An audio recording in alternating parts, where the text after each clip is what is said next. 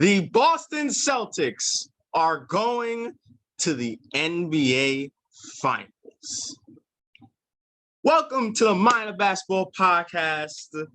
Well, soon to be Finals edition, but playoff edition for now. I'm Evan. I'm Ja. And well, we are here to recap the Eastern Conference Finals with an incredible ending to an historic Eastern Conference Finals. Ending of the Boston Celtics beating the Miami Heat in Game 7 on their home floor after surviving a late comeback attempt by the Miami Heat. And as Jimmy Butler misses the go-ahead three, which is what will be the story of this game and what everybody will be talking about. So let's just start off with that.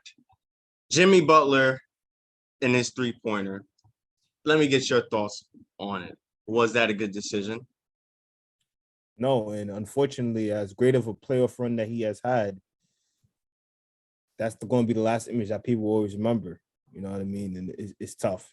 It's tough because all the great things that he's been doing this playoffs and to try to finish off. And I know he was trying to go because, like, you know, if he want, people want to use the both ends of the both sides of the coin. You know what I mean? Like, if he want made the shot, he want been a hero whatsoever, things like that. I said, yeah, you're right. He might want to have been a hero, but that's still a bad shot. You know what I mean?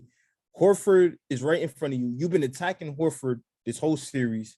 Get into the paint, finish on him kind of easy in a way, and understand that your team is down by 2 with an opportunity to take the lead with closing moments coming, but you got to be more wiser than that. You know what I mean? Because, again, you guys been struggling from the 3.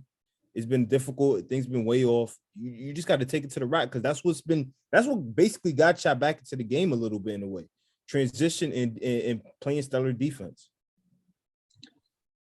Okay, now I hear your point. You made a great point. And I might be in the minority in this, but I don't have a problem with Jimmy Butler taking that shot. Now, why? Of course, Jimmy is not a known three-point shooter. We know that's not his strength. His strength really relies in the paint or mid-range. So why am I okay with him taking that shot? Well, Jimmy has been the Heat's savior in this series. He's the reason why this even got 2-7. Where so many guys like Lowry and Strus and Adebayo weren't playing up to standards, he was. And he was putting the team on his back and trying to carry the scoring load.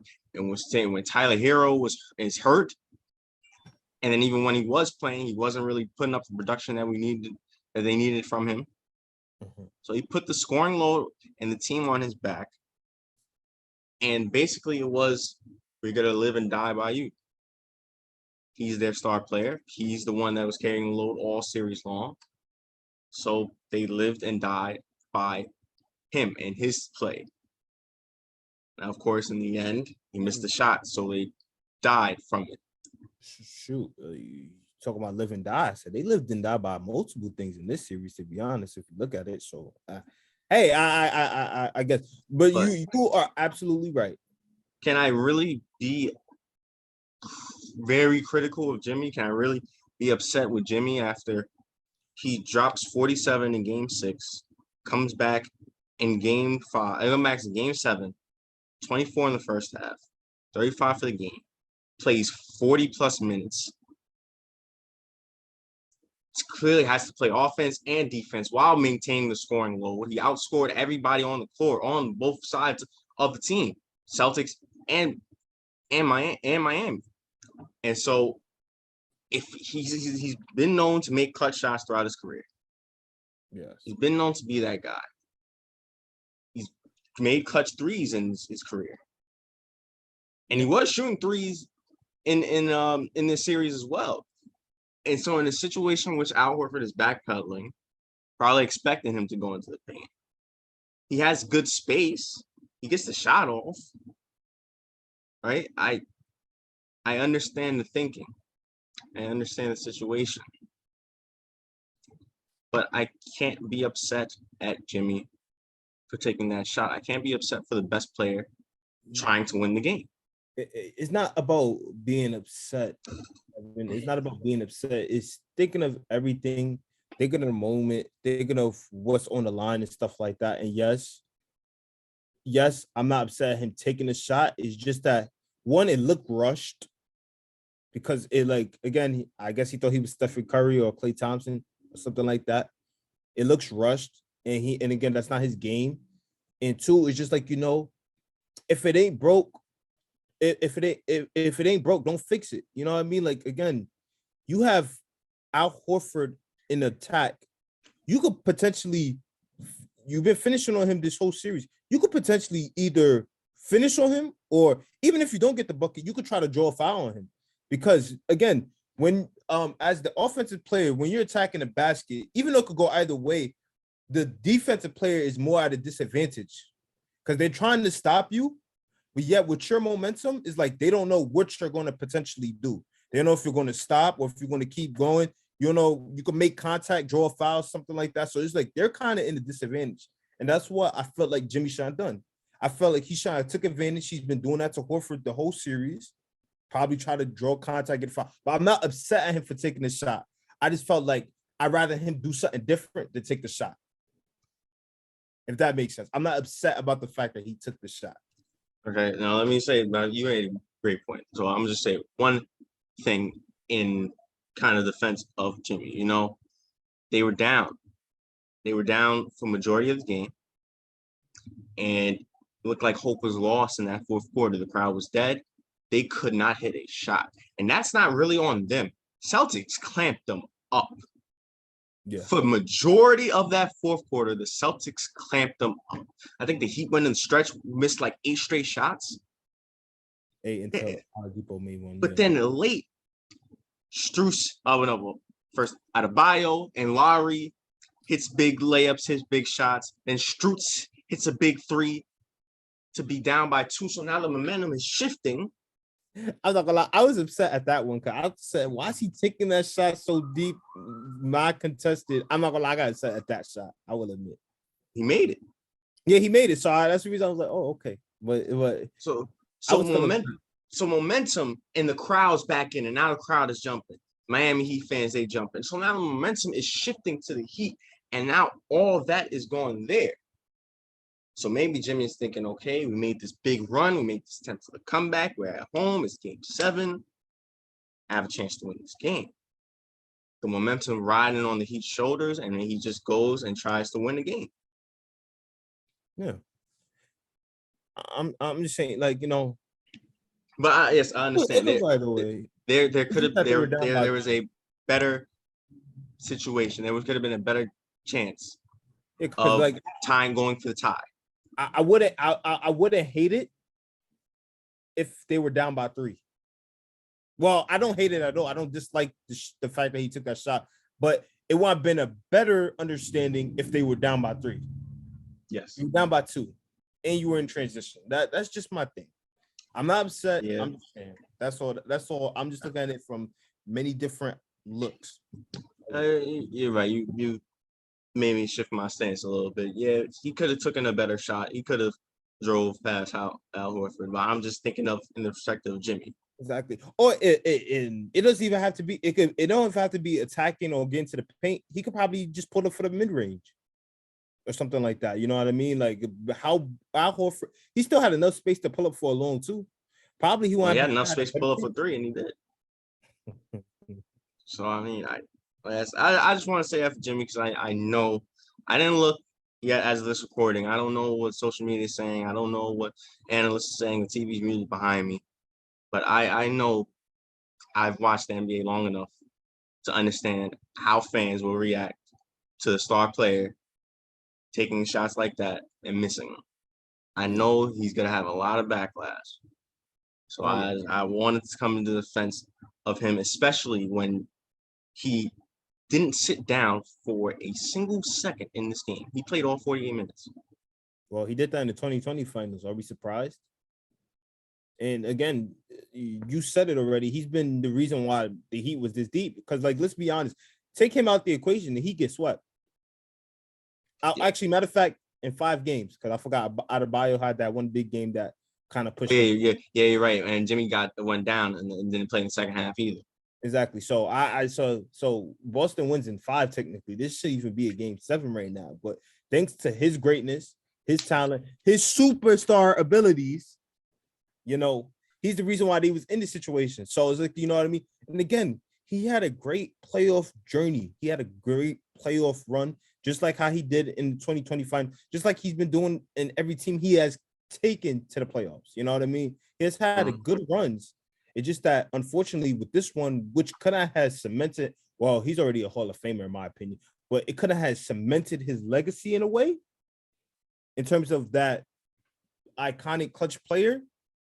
And unfortunately, we got to remember that's the last image of what kind of been a greater run for him. Yeah. A Heat team that was struggling in terms of making shots, banged up because of a whole lot of injuries in and out, and just he had to do just everything you just said. Him having to carry the load of stuff that could have been one of like these last 2 games. If you want to make that shot, these last 2 games could have went down as probably the best moments of his career, as the best moment of his career. I agree, and I just feel bad because I love Jimmy Butler. I love his mentality, and this probably going to stick with him for a long time, probably for the rest of his career, because things just don't go away like that, Yep. No apology, Miami. I'm sorry. It's sad. Why would I say that? I say no apology and then I apologize. Well, I know. Listen, I know you was panicking. What you mean? Listen, you thinking you was this whole time. So we're texting, and if y'all haven't listened to the audio files, breaking down the game 6 victory of the Heat and previewing game 7, go check it out. But basically, this man right here changed his pick from the Heat to the Celtics, and he said he doesn't think that the Celtics are a better team. The Heat just rely on Jimmy Butler's and scoring production. Essentially, was kind of right. And even if they beat Boston, they have no chance against Golden State. So that was his prediction in his review and his analysis. So I know during that late comeback, you was panicking. I know you was panicking. Once they were down by 2, and I think Smart or Tatum or Brown missed them, whoever missed the shot, and they got the ball, and the ball was in Jimmy's hands. I know you was panicked. Okay, you know what? I'll admit, I'm not gonna lie. I kind of want to switch back for a second. I kind of switch back for a second. I wanted, because I remained with my Celtics game 7 take, but I wanted the Heat to win so bad, just so I can text you, just so I could tell you. Oh my! I wanted you to apologize, but it came so close. But hey, Bam apparently realized that he can actually, shoot and score in this game. Maybe a little bit too late. Bam could have used that in game 1, game 2, game 4, game 5, game 6. But hey, Bam. Thanks, Bam. You finally showed up when it mattered. I guess that counts. Well, let's just go to the Celtics real quick. Congratulations to these guys. Yeah, let's congratulate the Eastern Conference champions. But let's not be surprised though. Like they've been here like 4 or 5 times already. But they never made it past the hump. And it took Brad Stevens having to be the GM. And shout out to Ime Udoka, man. Shout out. And you outplay some of the best coaches, top 15 on time. This is crazy. Like, you know what I mean? And he just some of the best coaches who, but Steve Nash. Nah, okay. I'll take that back. But Doc Rivers and Eric Spoelstra, 2 top 15 head coaches of all time. He didn't outplay Doc Rivers. He outplayed Mike Budenholzer. Mike Budenholzer. I'm bugging. I'm sorry. I'm thinking of Eric Spoelstra. Yeah. Eric Spoelstra outcoached Doc Rivers. That's not really hard. Never mind. But yeah, Ime Udoka. Yep. Hit Bob Steve Nash. Yeah, just to do this all in your first year, and again, just the changes that has happened from regular season to postseason, in terms of the second half of the season, how it went to, well, let me not say second half. It was more towards the end of the first half of the season, and how things just switched around from there. The Really, establishment that they made. really after the RJ Barrett game winner. After that, it just took a turn for the Exactly. best, for the positive side, for the Celtics. Freaking Al Horford turning into the fountain of youth, like thought he was Big back in time. the playing with Joe Johnson right next to Trae Young too. Like, you know what I mean? Like it was yeah. So, shout out to the Celtics, but specifically those key things I just said, man. Because it's just crazy, man. And they deserve it. They extremely deserve it. Yep. I mean, and I now understand why, after picking them to go to the finals and after picking them to beat the Bucks in 7 and picking them to beat the Heat in 7. Yes, I picked those two predictions right twice. Like, I think that's the first time I've ever done that. The game and the winners. I'm so happy I did. But I see why from the beginning that people had the Celtics going to the NBA Finals. I have to give credit to one of our friends, well, one of mine. I know you hate him, but Cherno, who's been on this podcast multiple times, he picked the Celtics to go to the NBA Finals from the jump, even before the Celtics Nets series started. And I understand why now. I mean, I understand after against the Nets, I understand why. Their defense is incredible. I mean, everybody on their team can play defense. Everybody on their starting lineup can play defense. There is no weak link. There's no liability. There's nobody that you can attack. I mean, look at the fourth quarter of the Heat before they went on that run. They was just getting clamped. Nobody can get by people. And if they did, they have great recovery time. They have the length. They have the height. And they have the skill set. They have the hustle. They have it all. They have the structure. They are one of the best defensive teams I've seen in a minute, if I'm really being honest. They are just that good defensively.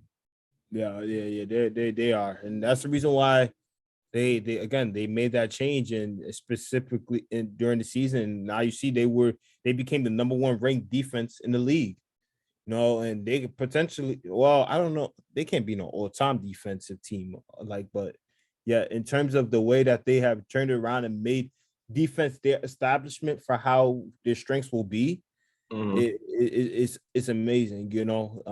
I like, again, it's just like, it's just like, people, I know you going to try to clown me on it because I always talk about offense is more important, but defense at the end of the day is impactful. You know what I mean? It could determine and like have a whole different kind of switch in terms of how a game could go. And like the Celtics has proven that, shut down the opposing team, get them out of their comfortability zones, and it helps you create offense, especially when you got two talented offensive creators in Jaylen Brown and Jason Tatum, and Marcus Smart, who could create his own shot because he has gotten way better as an offensive player over time.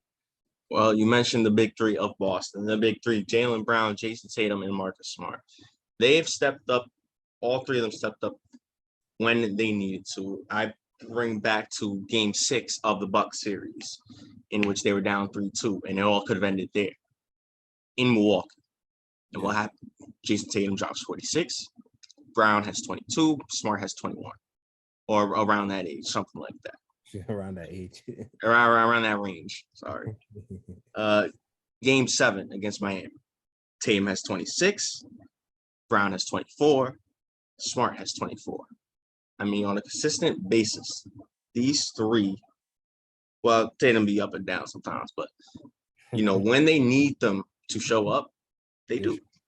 And Tatum and Brown, are two guys. And that's why I originally picked the Celtics to win this series in 7, because there's two guys that can give you 30 on any given night when they can, when they want to. And now Mark, like you said, Marcus Smart has gotten so much better at creating his own shot, at knocking down threes, at driving to the hoop. Now he's not just a defensive guy; he can score. Well, he could always have scored. He's shown that. It's just that it wasn't as prominent. Prominent and something like that, as you've seen before. But yeah, you can see how over time it has gotten to that level to a point where he could like legit right next to Brown and Tatum say he could be the most impactful guy on the team when it's needed. You know what I mean? Obviously, I'm not going to say he's going to score at an alarming rate like Tatum or Brown, but when they need a bucket or need a defensive stop, he's going to show what he could do, and he's clearly shown that, and he most definitely showed it in this game. He missed game 1 and he came back in game 2 and they won on Miami's own floor, and he's been doing it ever since then. So, of course, you got to give. Well, you already gave credit to Al Horford, so I'll give some credit to their big man Robert Williams, who has been in and out of the lineup in these playoffs, but you see his impact when he's in the lineup. He's a big body. He's a great defender in the post. Good shot blocker. I mean, you see his presence is, especially on Bam when he was guarding Bam. You see his presence and you see what he can do in the paint, and he's a key piece of this team. Speaking of Grant Williams, who's become a really, really key piece to this team. You know, game 7 against Milwaukee, out of nowhere. Yeah. You know, we're knocking down 3 after 3, and he's also a great defender, and he can score a little bit. You know, Derek White, another good defender, who can give you buckets out of nowhere, give a little 10, a good little 12, you know, good little key buckets here and there, left and right, you know. He's another player. You also have Peyton Pritchard, who's a good knockdown 3-point shooter. I mean, the pieces all come together. And this team, you see why, with the talent, with the structure, with the coaching, they deserve this. They're in the NBA Finals now. First time Boston Celtics have been in the NBA Finals since 2010, in that historic NBA Finals with the Lakers and the Celtics. Of course, Lakers won that one, Kobe Bryant being the Finals MVP. Yeah. But hey, it's good. It's nice to see the Celtics back in the NBA Finals. You know, this is kind of where they belong. They're historical. It's historical hits. It's the 75th season. They need to be here, unlike another team. Well, they're a dynasty, so they could be there. You know, unlike another team that didn't. You know, we're not gonna talk about them. Winning time. I don't see it this season. That's a good show. Go check it out. Great show. Embarrassing. A lot of it is not true, but it's a great show. It's a great show. Fantastic show. But, congratulations, Jason Tatum, by the way. First ever and fitting Larry Bird Eastern Conference Finals MVP. From one all-time great small forward to a potential future and current great small forward in Jason Tatum. So it was well-deserved, and it's fitting that Jason Tatum got that trophy. No question. But, all right. The finals is set.